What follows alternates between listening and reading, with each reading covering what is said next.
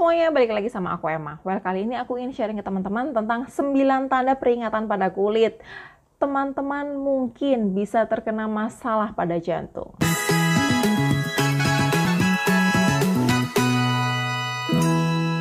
Yang pertama, edema atau pembengkakan, terutama di area tungkai kaki bawah. Jantung berfungsi untuk memompa aliran darah ke seluruh tubuh. Ketika jantung tidak mampu memompa darah secara adekuat, maka akan terjadi penumpukan cairan di area tungkai bawah. Nah, jika teman-teman memiliki masalah pembengkakan, terutama di area kaki, tungkai bawah, dan menjalar sampai ke atas, maka segera konsultasikan ke dokter. Yang kedua, sianosis atau perubahan warna kulit biru keunguan. Sianosis sebenarnya wajar terjadi ketika kita mengalami kedinginan.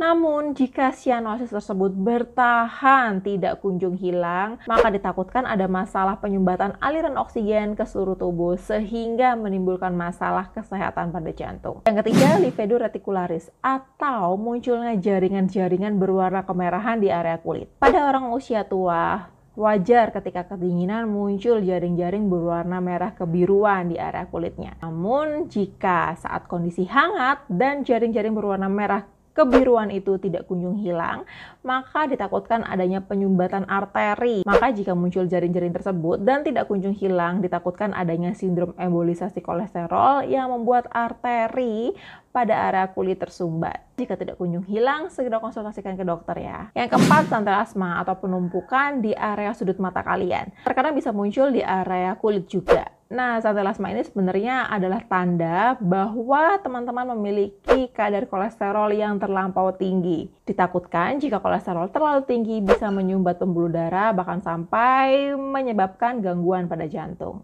Yang kelima, clubbing finger atau kuku melengkung. Biasanya clubbing finger ini menjadi pertanda adanya masalah infeksi pada jantung maupun kekurangan asupan oksigen pada paru-paru. Sehingga jika ada tanda clubbing finger, jangan dibiarkan, harus segera konsultasi ke dokter. Yang keenam, serpihan darah di area bawah kuku. Nah, jika teman-teman mengalami trauma atau kecelakaan di area kukunya, maka sangat wajar sekali muncul serpihan darah. Namun, jika tidak pernah sama sekali merasakan gejala tersebut, lalu tiba-tiba muncul serpihan darah di bawah kuku, serta ditambah adanya demam tinggi dan irama jantung yang tidak teratur, itu bisa menjadi pertanda adanya masalah kesehatan pada jantung. Yang ketujuh, nodul amyloidosis sistemik atau benjolan seperti lilin di area bawah kulit. Nah, benjolan ini menjadi pertanda tingginya kadar protein dan penumpukan protein di area bawah kulit.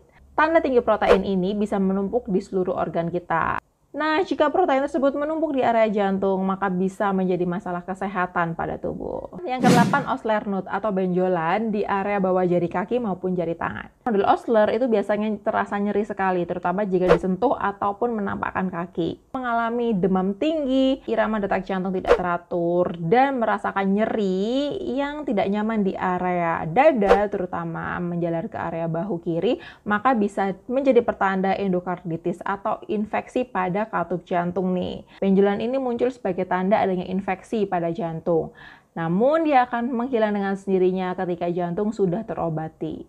Dan yang terakhir adalah lesi Janeway atau munculnya perubahan warna merah kecoklatan di area telapak kaki maupun telapak tangan. Lesi Janeway ini bisa menjadi pertanda adanya infeksi pada area jantung maupun pembuluh darah. Lesi Janeway ini biasanya muncul pada orang-orang penderita endokarditis atau lesi Janeway ini sama sekali tidak menimbulkan nyeri. Dan dia akan menghilang dengan sendirinya ketika infeksi pada jantung terobati.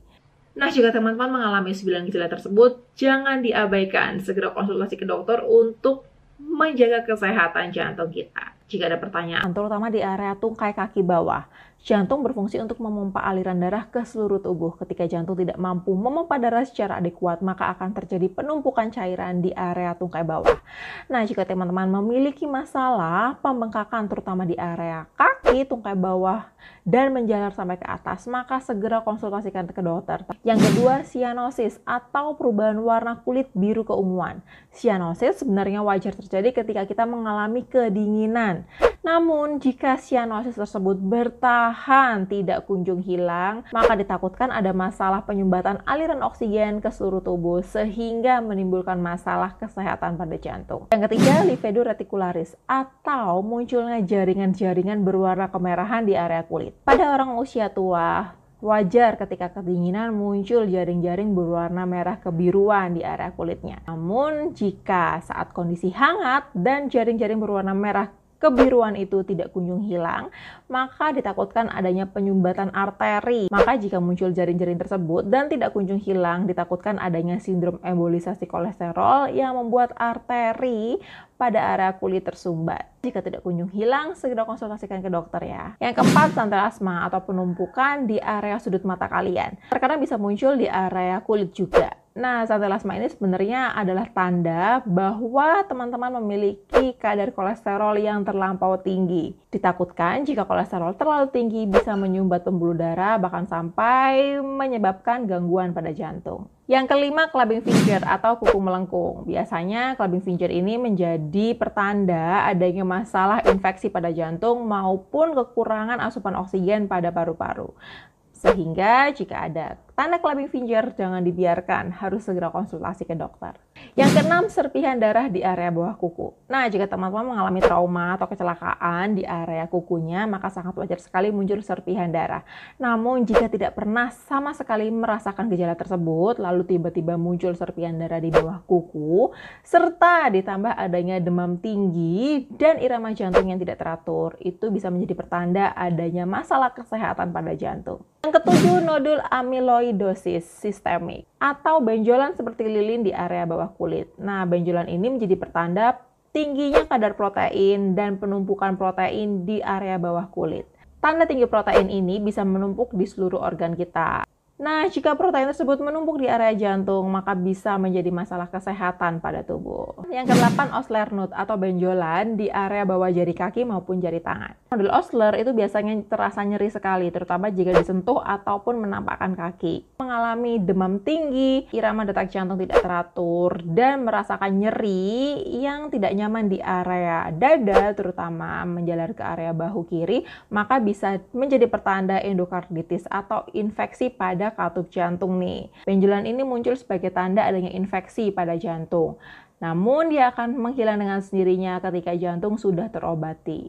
Dan yang terakhir adalah lesi Janeway atau munculnya perubahan warna merah kecoklatan di area telapak kaki maupun telapak tangan. Lesi Janeway ini bisa menjadi pertanda adanya infeksi pada area jantung maupun pembuluh darah. Lesi Janeway ini biasanya muncul pada orang-orang penderita endokarditis atau infeksi pada jantung maupun pembuluh darah.